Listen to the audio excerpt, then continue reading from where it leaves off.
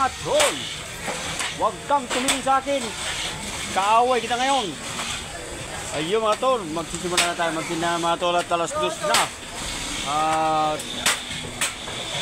Nagsisimula ng datingan ng ating mga suki. Ang aming kuya, ang aming kuya. Bakit kuya gano'n ang silaw ng ilaw? Pag tumatama sa ulo mo, nagbumabalik.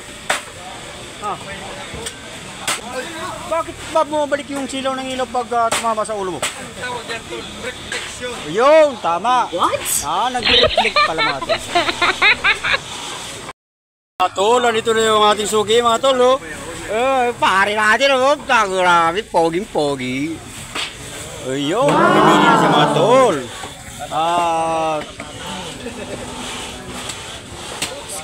Panurin na natin siya kung ilang kilo ang bibili niya.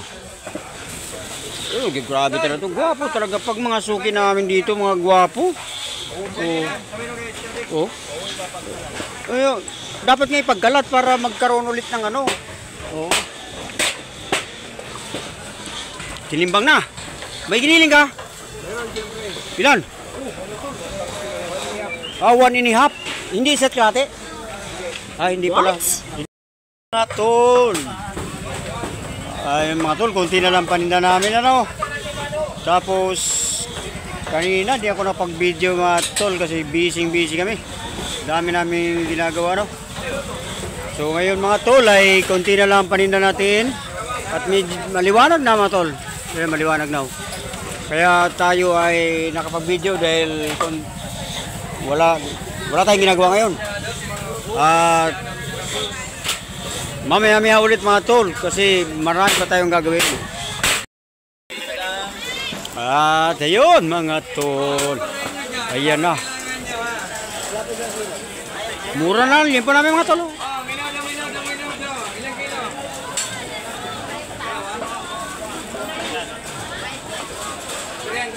Ito naman sa kabila mga tol, pinagkakaguluhan din sa kabila.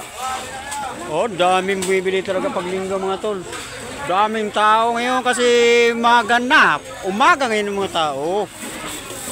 Ayan mga tol, daming tao sa kabila. Daming bibili. Grabe, pila-pila ng mga tol. Kaya paninda namin ay konti na lang dahil tinan mo naman, pinipilahan talaga ang tindahan namin mga tol. Bayad! Busy ako eh. Magkano? 455 ito, 300. Ano? 400. 455? 455. 455. Ito 300. Ito 300. Sige. Mahangin po sa labas? Ha? Mahangin doon? Kasi bakit yung buhok niya hindi susuklay? 455. Dito. Mahangin sa labas. No, mahangin no? Kaya di pa ka napagsuklay. Bakit ba kumukontra ka ngayon?